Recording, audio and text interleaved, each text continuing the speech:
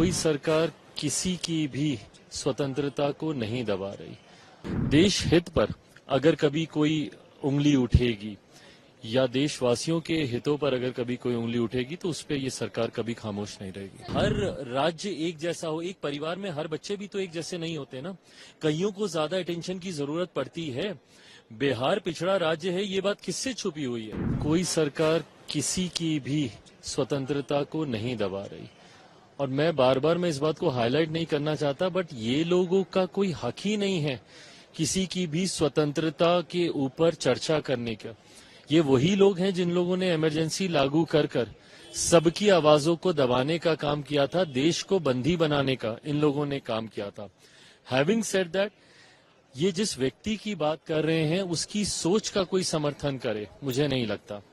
ऐसे में जीतकर वो आए हैं, सदन का वो हिस्सा है, अपनी बातों को रखें, बट हाँ, देश हित पर अगर कभी कोई उंगली उठेगी या देशवासियों के हितों पर अगर कभी कोई उंगली उठेगी तो उस पर ये सरकार कभी खामोश नहीं रहेगी। एनडीए का सहयोगी होने के नाते मैं सबसे पहले मेरे प्रधानमंत्री जी को बिहार की 14 करोड़ जनता की तरफ से धन्यवाद करूंगा कि पहली बार देश में एक ऐसे प्रधानमंत्री आए, देश में एक ऐसी वित्त मंत्री आई जिन्होंने एक बड़ी आबादी की चिंता की। बिहार जैसा राज्य जिसको हैंड होल्डिंग की जरूरत है, भाई जरूरी नहीं है ना कि हर राज्य एक जैसा हो, एक परिवार में हर बच्चे भी तो एक जैसे नहीं होते ना, कईयों को ज्यादा अटेंशन की जरूरत पड़ती है। बिहार पिछड़ा राज्य है, ये बात किससे छुपी हुई है? और लंबे समय से हम लोग मांग करते थे, मेरी समझ के परे है। और जवाब दे कांग्रेस और राजद के लोग कि भाई क्यों इस बात का विरोध किया जा रहा है।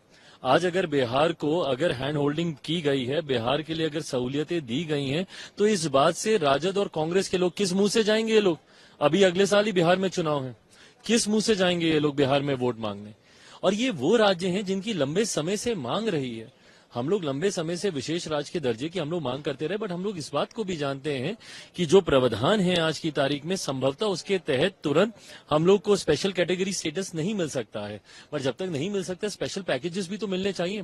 कांग्रेस की अपनी खुद की सरकार थी ना, क्या किया इन लोगों ने 2004 से लेकर 2014 तक, जब तक ये लोग यूपीए की सरकार में, जब मनमोहन सिंह जी थे, उसी सरकार में इन प्रावधानों को भी समाप्त किया गया ना कि अब किसी राज्य को विशेष राज्य का दर्जा नहीं दिया जा सकता। क्यों इन प्रावधानों को समाप्त किया गया? और आज किस मुंह से ये लोग मांग रहे हैं कि भैया विशेष राज्य का दर्जा दिया जाना चाहिए, जबकि आप ही की सरकार ने, आप ही के प्रधानमंत्री के दौरान इन प्रावधानों में बदलाव कर किसी भी राज्य को विशेष राज्य का दर्जा नहीं दिया जा सके, ऐसे कानून बनाए गए।